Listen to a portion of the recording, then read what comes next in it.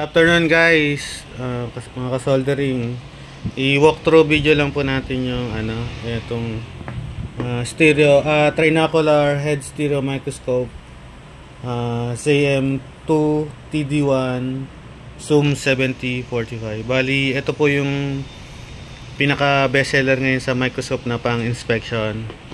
So, basahin muna natin yung specs. Bali makita naman yung specs dyan sa internet. I-google mo lang yung 7045, lalabas na yung mga specs dyan. So ito, mga kapatid, so lumabas yung specs yan. So yung Zoom 7045 is a high quality optical performance, then various accessories and diversified combination specification. So, to meet high precision requirements of modern biology, medicine, scientific research, inspection, and modern electronics and other technology industries. Ito, high quality optical, then optical components, special coating, and high quality optical seal. So, high quality coating siya. So, hindi siya kakalawangan syempre.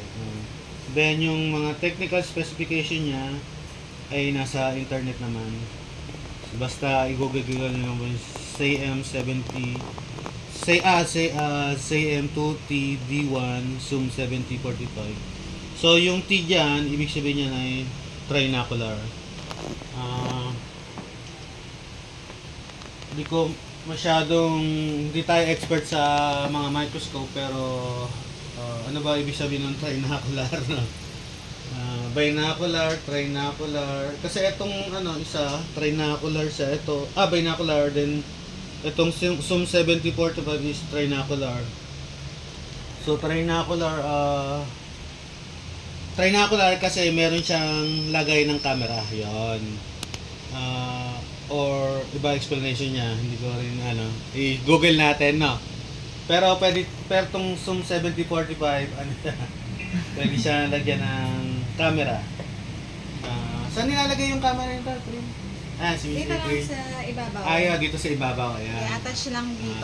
May inilalagay pa dito kasama ng camera, tapos nasa ibabaw. So yung yung nilagay dito camera, CMOS camera, available din po sa shop yun. Various model din po. So, anuhin natin. Yung manual nito na sa box pa, no? So, yung previous video namin in box.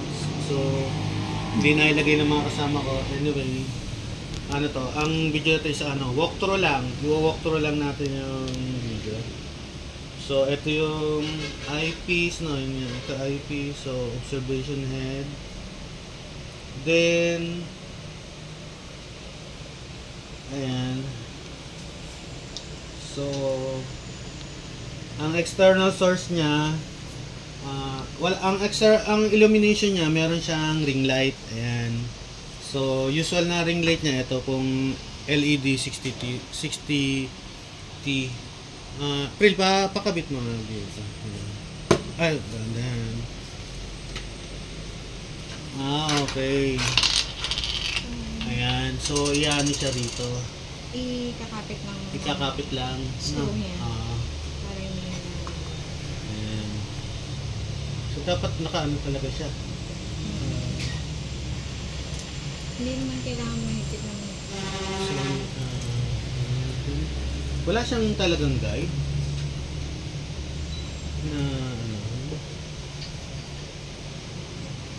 na yan. So, ayan. Secured na siya. Kita naman guys na.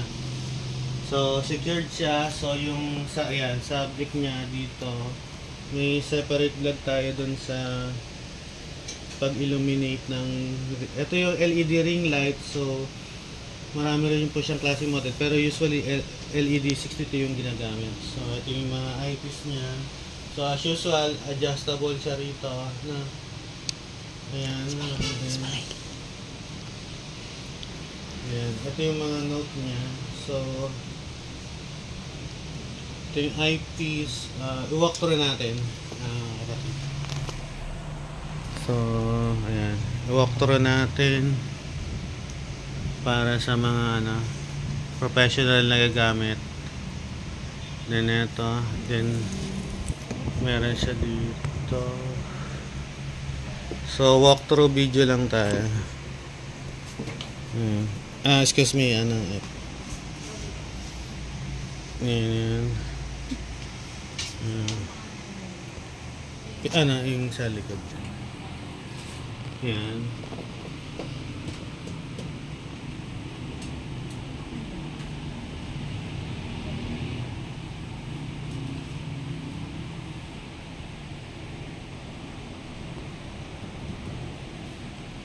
So, ayan guys. So, ayan po.